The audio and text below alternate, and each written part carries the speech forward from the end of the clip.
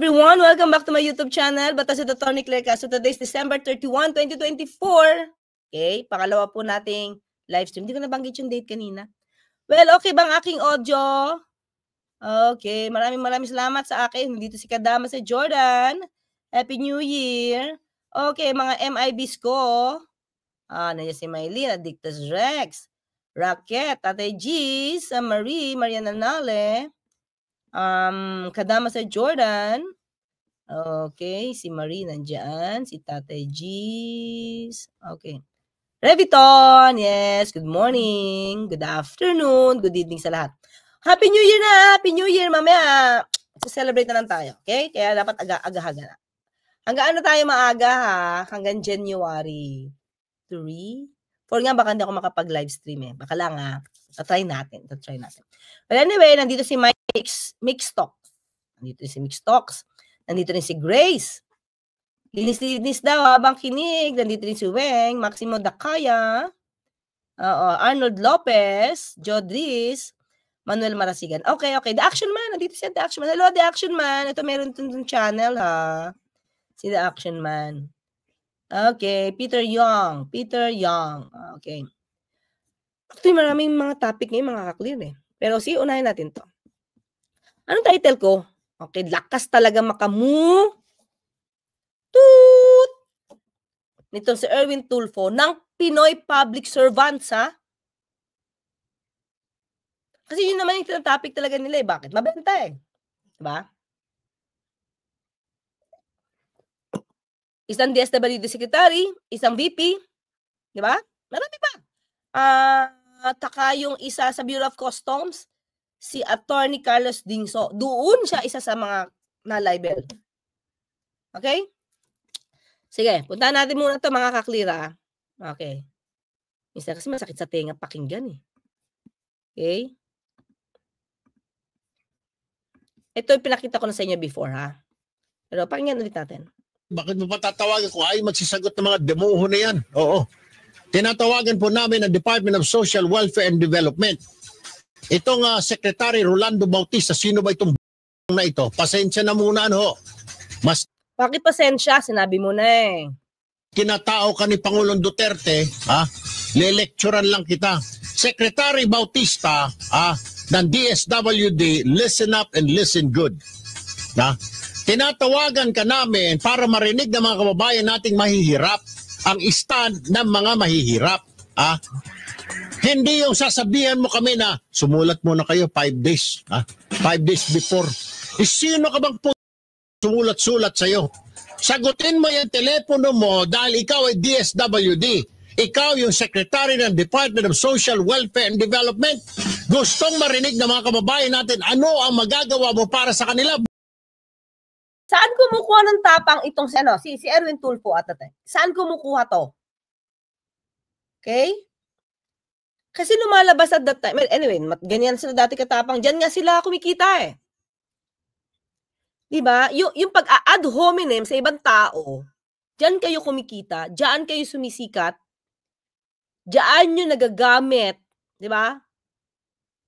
Kung ano mang pansariling ambisyon meron kayo, yung pagiging maangas nyo. Wala kayong sinisino, di ba sabi, sino ka ba? Tanong ka, sino ka rin ba? Anong meron ka? Anong meron ka para magmura ka ng ganyan? Hindi naman sa mga clearly mambatikos ng mga public servants. Totoo naman, we have the right also. But not in this way. Diba? Hindi gitong klase. Na para ba ang dating, pag-aari nila ang buong Pilipinas, yung pala, di ka pala Pinoy. Diba, kailan ba to? Kailan to? Tandaan mo Sir Erwin Tulfo. Sinerpa kita. June 25, 2019, US citizen ka pa. May hawak ka pang US passport. Sabi ko nga yung ibang network alam to. Alam nila to, yung mga bossing. May nagbulong sa akin.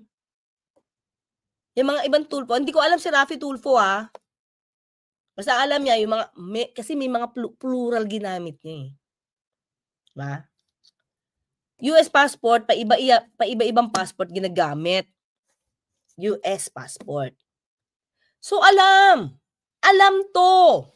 Diba? Ang tanong natin, US citizen ka, paano ka pang nakapagtrabaho dito sa Pilipinas practicing your alleged profession?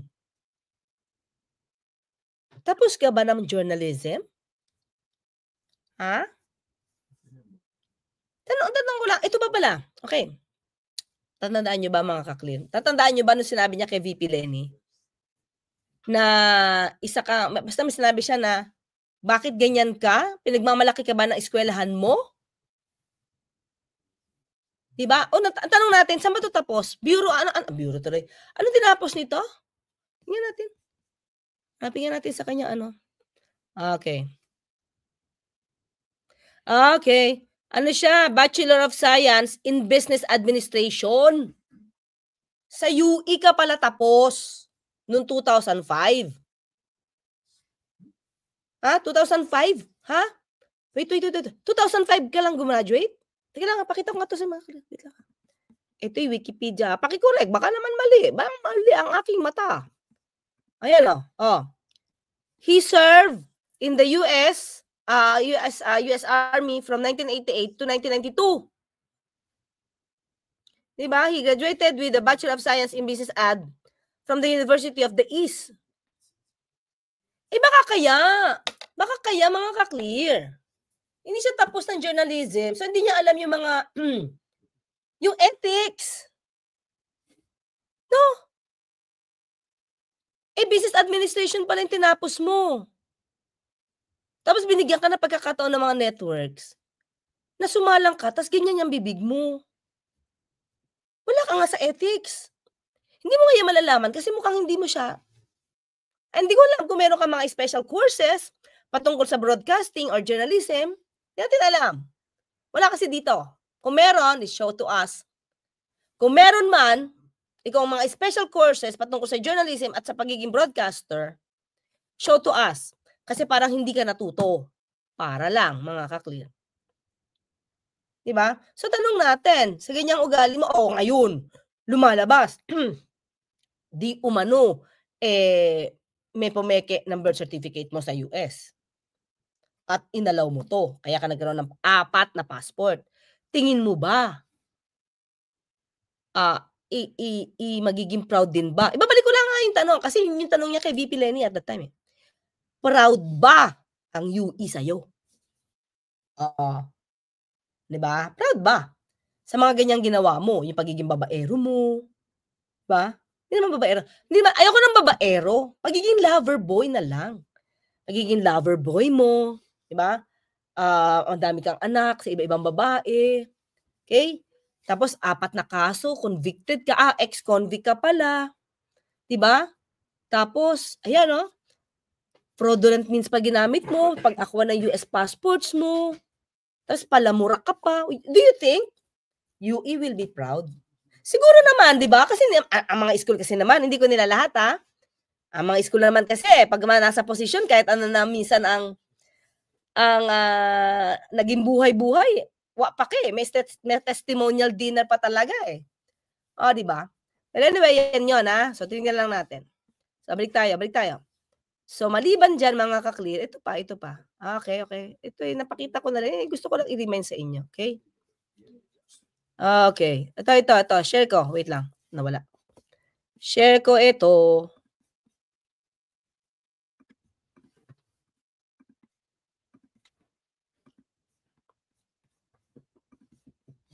Pero Fred, makinig kang babae ka.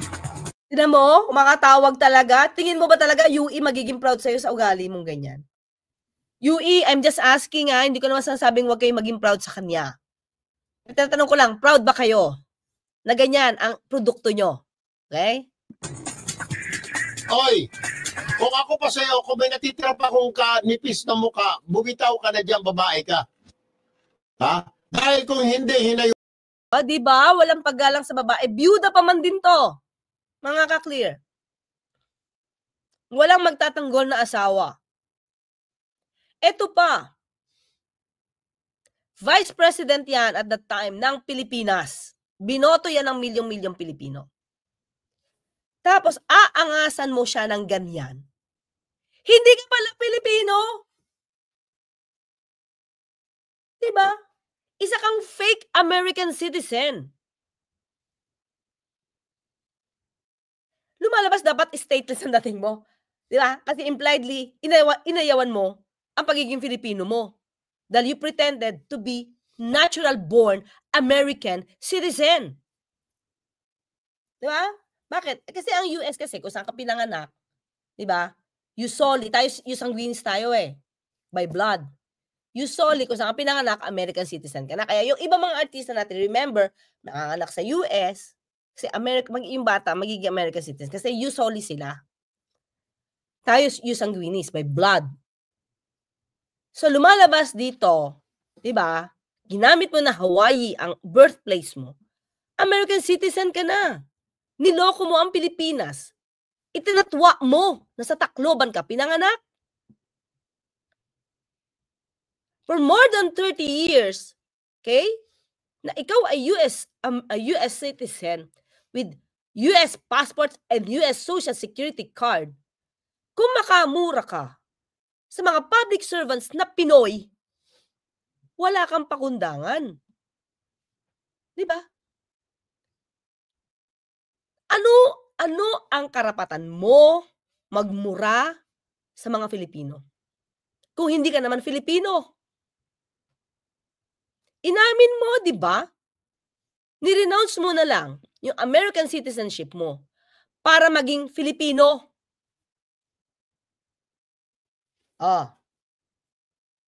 So, dapat ito, mga kaklis, na totoo lang, yung pagmura-mura na yan, dapat di na ito pinapansin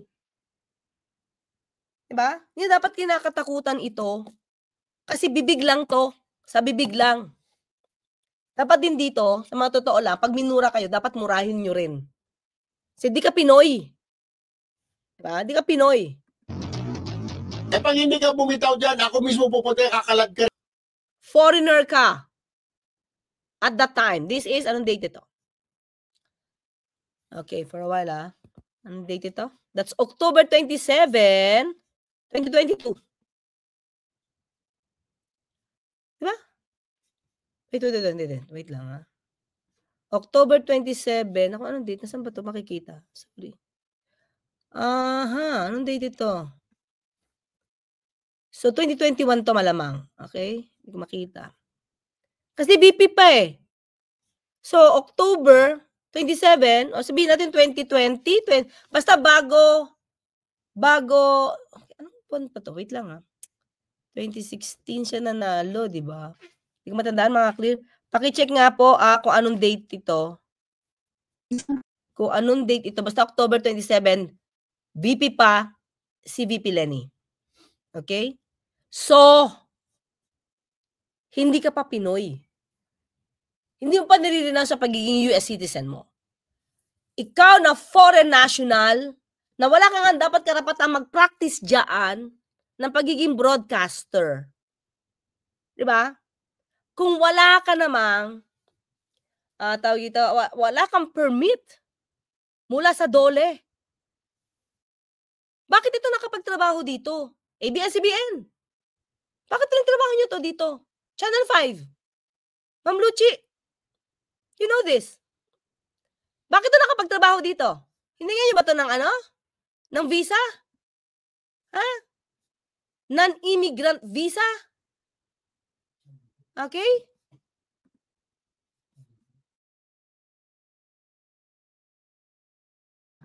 Channel 4. Well, anyway, dati pa, bago. Kailan lang man Hindi ba? Bakit nyo ito hinayaan? Hindi ba kayo kasama na nag-violate ng batas? Titanong ko lang naman Bakit? At tingin ko hindi ito hinihingan.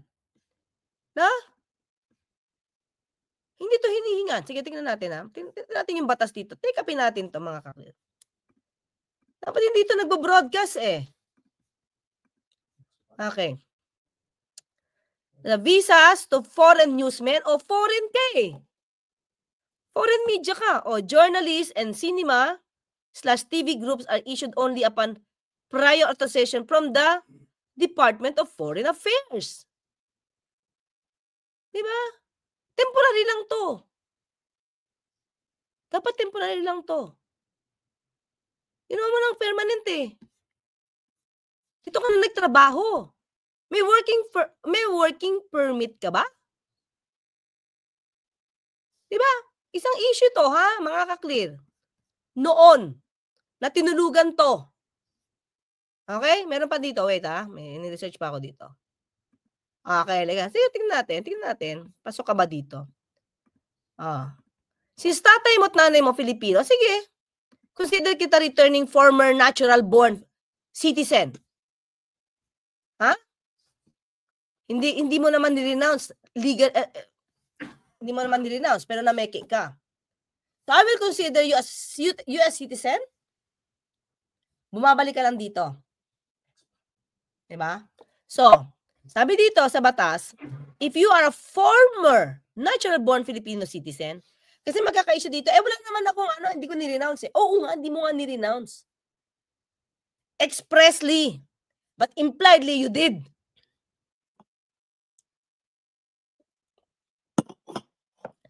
Kasi yan ang pinamukha mo sa US na ikaw ay US born. Doon ka pinanganak sa Hawaii at hindi sa Tacloban. Diba? So, kinawawa mo ang Pilipinas sa ginawa mo ng fraudulent activity. Nagsilbi ka ba doon sa US Army to the prejudice of the Philippines? Bakit? Bigla mong binaksak ang Pilipinas as hindi mo kinilala. Tapos sasabihin mo, hindi mo ni-renounce?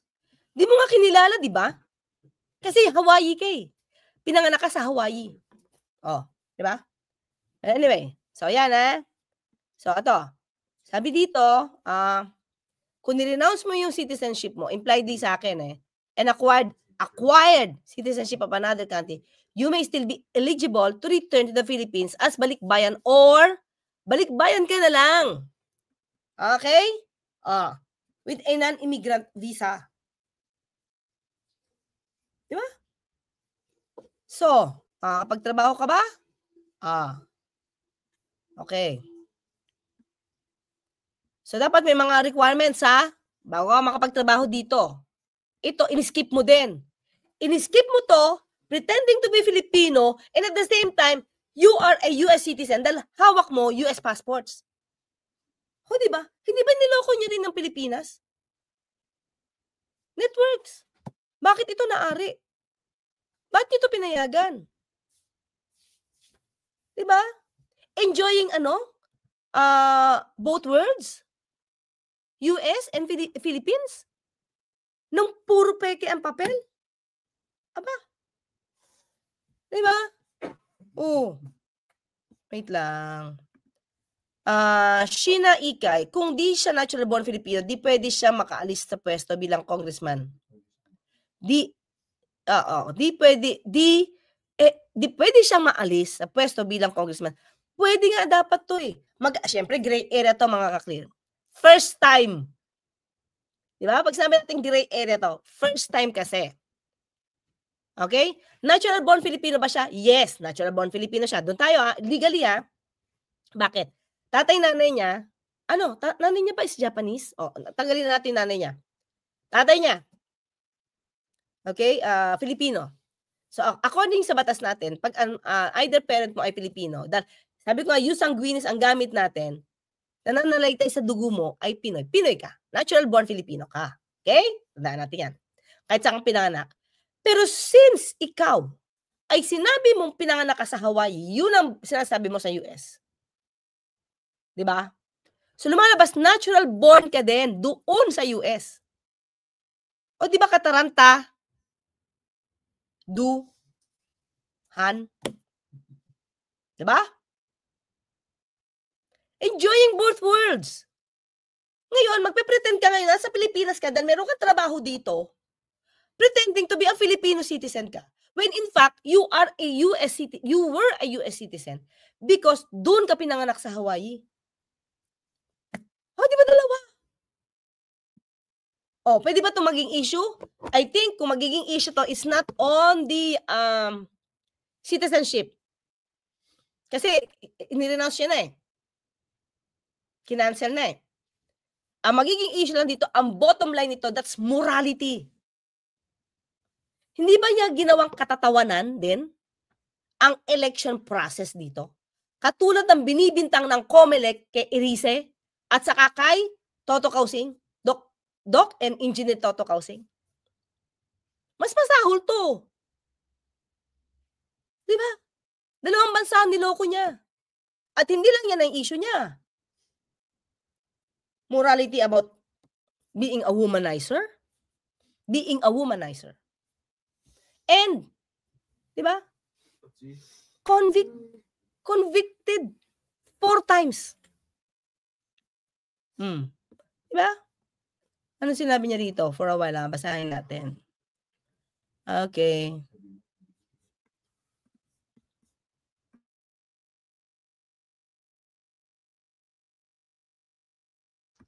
Tapos sasabihin niya, let's leave it to the voters?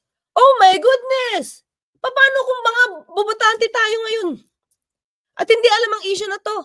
At ang nakikita lang dyan ay yung pagmumura nyo at pag-aangas nyo.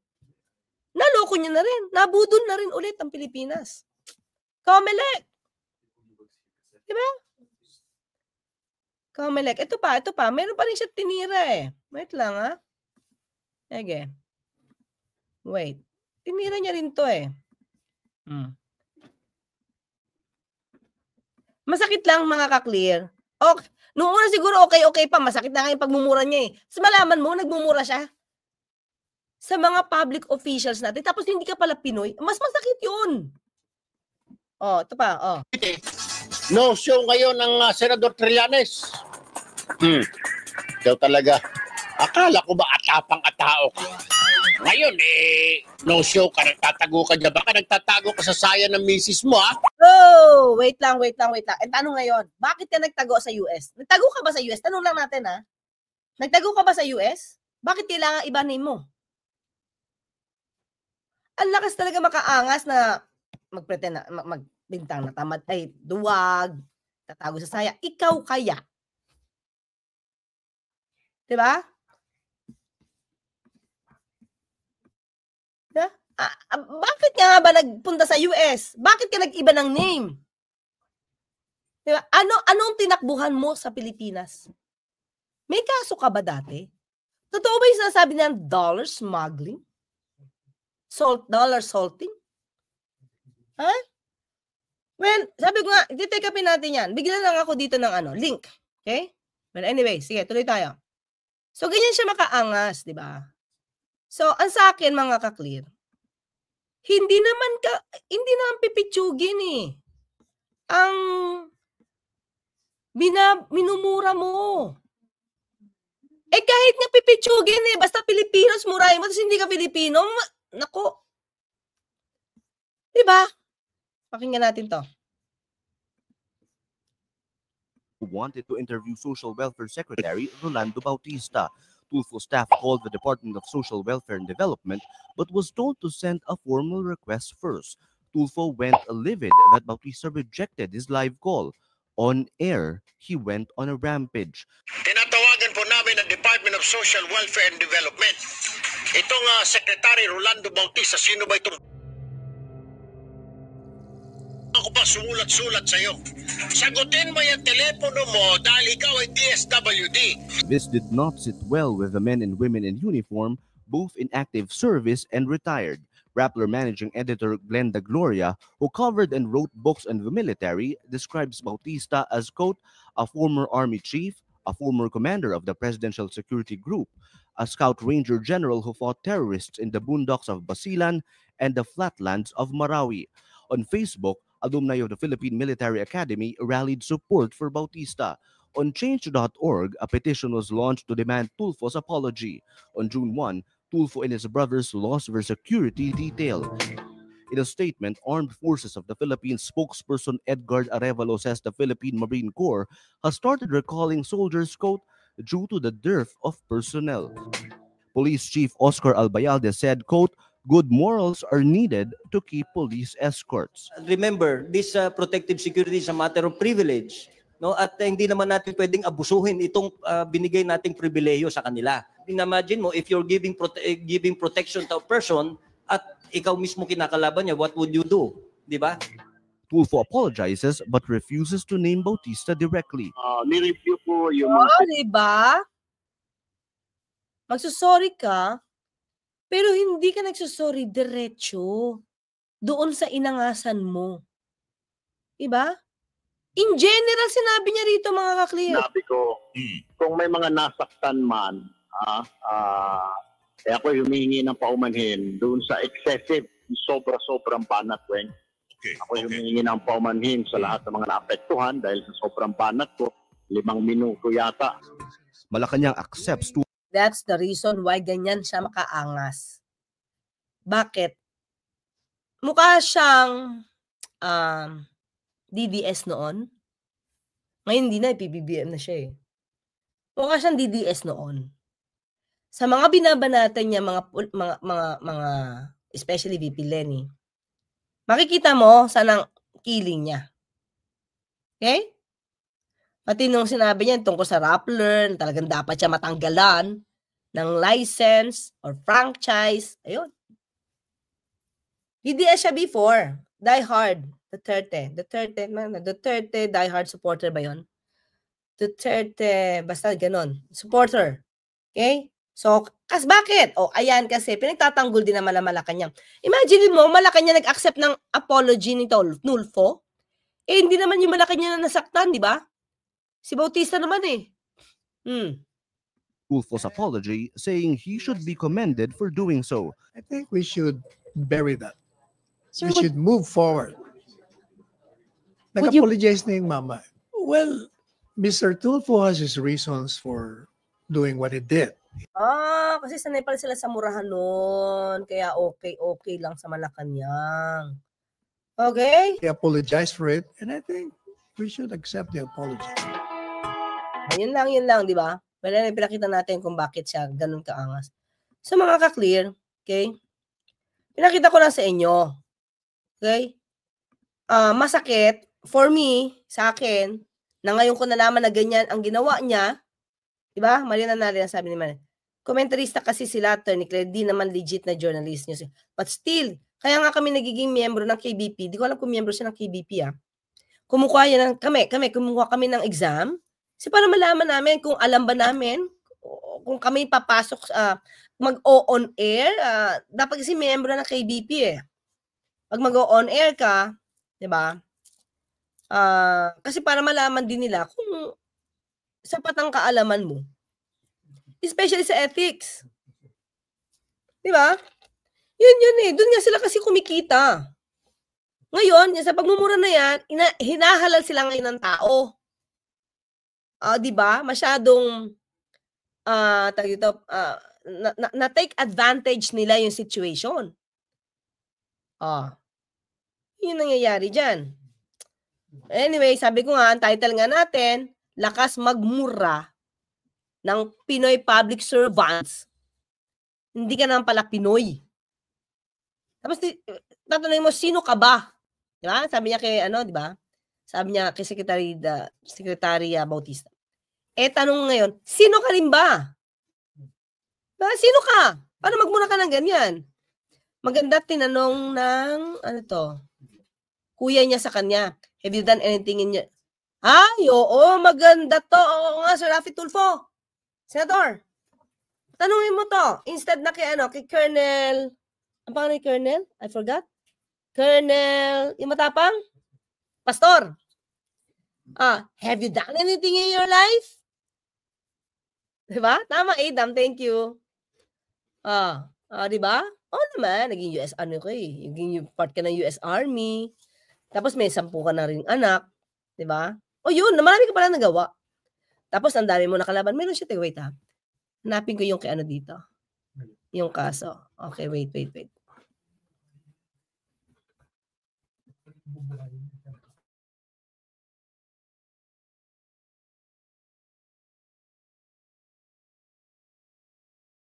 Sa dami ng anak mo ngayon, Papasok ka sa politika. Okay? Paano mo sila mapapakain? Ganun ba? But anyway, ayokong husgahan ang kanyang kinikita. Ito mga kalira, ito kasi sinabi niya. Pakita ko lang to. Ito isa sa mga conviction niya. Ito yung sinabi niya sa isang public servant din. Ayan na. Okay.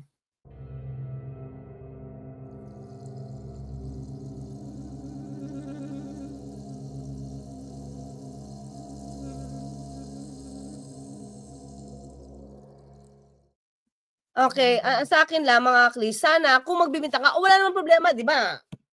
Bureau of Customs, kung talaga namang may anomalya, kailangan naman din talagang ibulgar, di ba? Pero dapat back up ka ng ebidensya. Sasabi ka agad ng pangungura ko, tapos wala ka pala ebidensya. Anong proof mo? Anong papel mo? Ganyan. Actually, mga klis, ganito nangyayari sa Senado, saka sa House, pag sila ang nagtatanong. Walang papel? Makabintang lang ba? Kasi nadinig, may nagbigay siguro nag-feed, pack, yun na. Hindi pwede ganun. Yan yung mga words niya. Diba mga ka-clear? Ayan, kayo na magbasa, hindi ko na kayang basahin, ayan, Paiso. Hindi yung bagay, pagiging attorney. Ayan na ba? Nakakurbata. Yan, mga words niya, mga ka-clear. Diba? Imagine niyo. Nga, okay naman bumatikos, pero dapat sana meron kang papel. And at the same time, foreign national ka. Diba? Dapat hindi ka pinahiyagan ng network na magsita ng ganyan. Pati yung mga newspapers, tabloids. Diba? Hindi ka dapat pinahiyagan ganyan. Kung hindi ka pala Filipino. Isang foreign national nakikialam sa politika natin. Remember? Tanda natin yan. At that time, nakikialam siya sa politika natin, foreign national ka pala, wala kang karapatan. Wala kang karapatan. Diba? See? Bakit hinayaan to? Diba sabi ko nga, pag mag-a-applyan dito, magtrabaho, dapat papasok pa yan sa DOLE, DFA. Dapat meron niyang ID, alien ID ba yon? Kasi, foreigner ka Pero nag-pretend kang Filipino. Diba? Pareho ka nag-pretend. Nag-pretend kang American citizen, nagpe-pretend ka rin Filipino citizen. Para kuha mo lahat. Diba? Kumaga lahat ng benefits, kuha mo. Pag umaalis ka siguro, malamang, kasi US passport ka, di mo kailangan ng visa. Unlike Philippine passport, kailangan ng mga visa niyan So when you're going out, you're using Erich Sylvester Tulfo. Pakicheck nga to. Mga ka-clear, please lang. Mga ka-clear talaga. Pakicheck nga ito, Immigration. Bureau of Immigration. Anong gamit ni Tulfo pag umaalis ng bansa? Nung siya ay US citizen siya. Dapat ma-check ito. Huwag kayong tulog-tulog dyan. Naku talaga naman, naghamon. Hindi, sa akin lang mga clear. May immigration. Makikiusap ako. Diba? Kasi bintapang. Bureau of Immigration, pakicheck naman po. Baka pwede. Kung anong gamit ni Erwin Tulfo pag lumalarga. At nagbabakasyon sa ibang bansa. Baka pwede mo na rin isama yung passport ni Senator Raffy Tulfo. Ha? Ano mga passports pa ginamit nila? Diba? Sabi kasi, diba, may mga passports sa US, ganyan, umaalis mo kang yan. Diba? Benepisyo ng, kung saan sila makikinabang, doon sila pupunta, benepisyo ng passport, of course. Benepisyo ng US social card. Benepisyo, kuha mo. Tapos sa Pilipinas, pretending to be a Filipino, nanggagaling sa mga Filipino public servants. OMG. Diba? Ganda ng buhay. Anyway, sige. Tingnan natin to ha. Paano mawawala citizenship mo? Okay, isa dito ay by rendering. Wala naman siya express renunciation, di ba? Kasi nga, born siya in Hawaii, sabi niya. Hindi naman siya nagpa-naturalize. Kasi bakit? Born in Hawaii nga siya sa US, di ba? Okay? Hindi naman siya nag-oath of allegiance sa foreign country. Bakit? Kasi nga, born siya in Hawaii. Hindi niya yung ginawa. Lahat yan, na-bypass niya because of fraud, through fraudulent means. Pretending. Okay? Now, dito, pasok siya. By rendering services to or accepting commission in the armed forces of the foreign country. O, yan ka. So, kahit hindi ka nag-oath, diba? Kahit hindi ka nag-oath, nag-serve ka sa US Army, nang hindi ka nagiging dual citizen, diba? Wala kang dual citizenship. Diba? Oo. Ayan, o. Wait lang,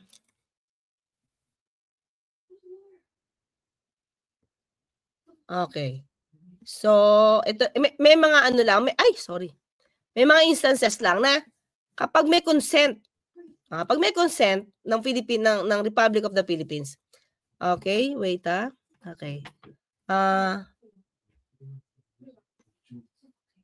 Okay. By rendering services or accepting commission in the armed forces of the Philippines, provided that the rendering of service to or acceptance of such commission in the armed forces of the country and the taking of an oath of allegiance incident thereto, with the consent of the Philippines, shall not divest Filipino of his Philippine citizenship. Okay? If either of the following circumstances is present, okay? The Republic of the Philippines has defensive and or offensive pact of alliance with the said foreign country. The foreign country maintains armed forces on the Philippine territory with the consent of the Republic of the Philippines. Okay? Ito. So mukhang wala siya dyan. Wala siya dyan. Kumuha lang siya. Wala nga consent ng Republic of the Philippines. Nag-serve lang siya, di ba? Kasi pretending to be born in Hawaii.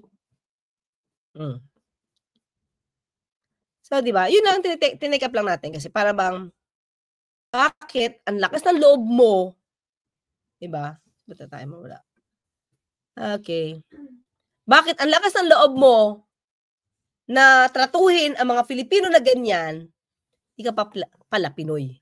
Okay, next. Si Attorney. Hello, Attorney Rene Bueno. Sana po, nadidinig niyo pa yung aking pagbati. He must show his identification certificate in case he reacquired his Philippine citizen. Attorney, tingin ko ganito hindi niya ma-reacquire yon. Because, hindi naman daw niya expressly ni-renounce. But nag-serve siya as US Army sa US without the consent of the Philippines. Diba? Without the consent of our government. Bakit? Nag-pretend siya. Nag-pretend siya as US citizen born in Hawaii. So, hindi siya hanapan ng dokumento kasi may lumalabas na US birth, meron siyang birth certificate na US. Born in Hawaii, December 30, 1965. So, wala siyang gagawin Ipapakita niya lang yung fake na birth certificate. Diba? So, lumalabas, hindi ko naman nirenounce yung Philippine citizenship Pero pagpasok mo dyan, impliedly, binastos mo na yung Pilipinas. Nagsilbi ka pa sa army. Diba? Now, so wala siya mapapakita, at tingin ko Attorney Bueno, wala siya mapapakita na reacquire niya yung Filipino citizenship niya. Why? Because hindi naman din siya, hindi naman niya alam sa gobyerno natin, diba? Na US citizen siya. By birth. Diba? Nagbago lang ang utak niya nung kukunin siya as DSWD secretary. Enjoying both worlds nga Diba? The best of both worlds. Diba? Yung benepisyo bilang US citizen at yung benepisyo bilang Filipino na nagtatrabaho dito nang hindi siya kumukuha ng anumang dokumento. I think. Na sinabi niya, di ba? Hindi nga naman siya nag-renounce ng Filipino citizenship niya. So, kung di siya nag-renounce yan, di pwede siya magtrabaho dito anytime nang wala siyang hinihinging mga permit. When in fact, kung tutusin, dapat non-immigrant visa na lang ang hawak niyan. Balikbayan na lang yan Hindi pa pala balikbayan. Oo, pwede balikbayan kasi natural born because of that. Sabi ko nga, usually. Diba? Former... Wait. Complicated kasi yan kasi mukhang pinili niya na ever since lumalabas US siya. Binaliwala niya yung Filipino citizenship niya. Okay, thank you, Atty. Rene Bueno. Ayan, at least meron tayong info mula kay Atty. Rene Bueno. Yan, meron po rin channel si Atty. Rene Bueno at suportahan nyo rin po. Ayan, salamat. MGN Vision, hello po, Happy New Year. Mga clear, meron pa po tayo isang topic. Sandali lang to. Sana makapunta pa kayo. It's about, Senator, sabi nga, may pangatlo pa ako dapat kay, paghahandaan ko lang yan. Paghahandaan ko lang yung isang topic na yan. About kung ba't siya napunta sa di umano sa US at nag-iba pangalan. So ngayon, ang topic natin sa susunod mga of course, si Senator Trillanes. Tingnan natin sana makasubaybay pa kayo. Kung hindi kaya, ayan, sabi ni Settle Iscan. See you in your channel, Tony Bueno. Ayan, nice to meet you here. Opo, mabait po yan at magaling din po. Ayan, si Atty. Rene Bueno. Okay, so, see you in a while, mga ka-clear, mga MIBs ko. Sana makasunod po kayo. Sandali lang to. Konting na lang. About Senator Trillanes and Pulong and Manscarpio. Okay, see you in a while. Bye!